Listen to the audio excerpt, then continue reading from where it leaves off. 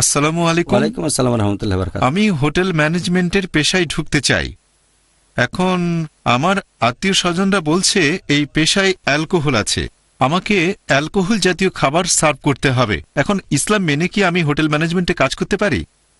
ভাই, আপনি প্রশ্ন করলেন যে হোটেল ম্যানেজমেন্টে কাজ করতে চান, আপনার একজন আত্মীয় বলেছেন যে এই পেশায় অ্যালকোহল আছে ইত্যাদি ইত্যাদি, এখানে কাজ করা যাবে কি যাবে না?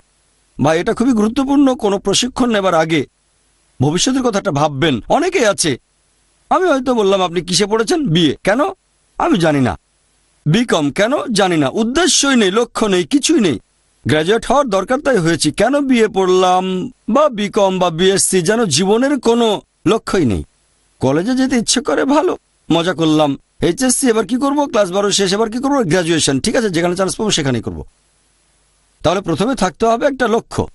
এখন আপনি যদি হোটেল ম্যানেজমেন্টের পেশায় যেতে চান, ভালো, এখানেও কিছু আপনার জন্য মানুষের জায়গা আছে, যদি আপনি মনটাকে পরিষ্কার রাখেন। মনটা পরিষ্কার রাখতে হবে। এমন না যে হোটেল ম্যানেজমেন্ট পেশার সবকিছু একেবারে হারাম।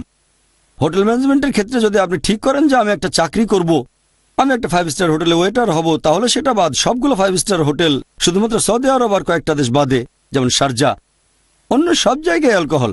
যদি বলেন যে হ্যাঁ আমি এই কোর্স করে হবে একজন পার্সার বা এয়ার হোস্টেস, কোনো মহিলা বলল, অথবা পার্সার, সেখানে অ্যালকোহল সার্ভ করতে হবে।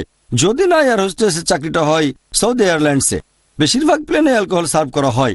আপনাকে জানতে হবে বিস্তারিতভাবে। এখন হোটেল ম্যানেজমেন্টের সবগুলো কাজের সাথে যে অ্যালকোহল সম্পর্ক আছে, ব্যাপারটা এমন না, তবে অনেক ক্ষেত্রে আছে।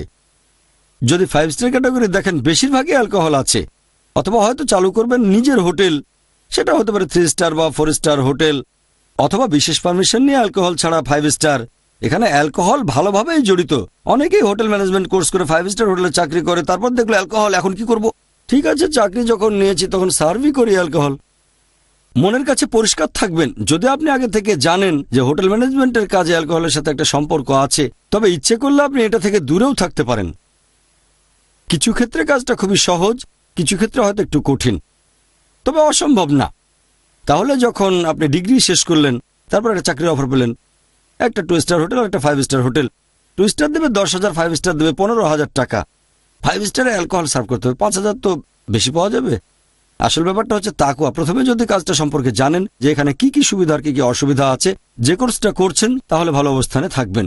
এমনিতে এগুলো খুতুয়াত শয়তান। আপনাকে জানতে হবে, এমন না যে হোটেল ম্যানেজমেন্ট পুরোপুরি হারাম। সেটা ইসলামিক হোটেল হলে কোনো সমস্যা নেই, তবে অনেক কাজ আছে যেগুলো হারাম, যেমন অ্যালকোহল সার্ভ করা ইত্যাদি। একটু সাবধানে থাকবেন। যদি সাবধান থাকেন আর ভালো করে জানেন, তাহলে কোনো সমস্যা নেই। আশা করি উত্তরটা পেয়েছেন।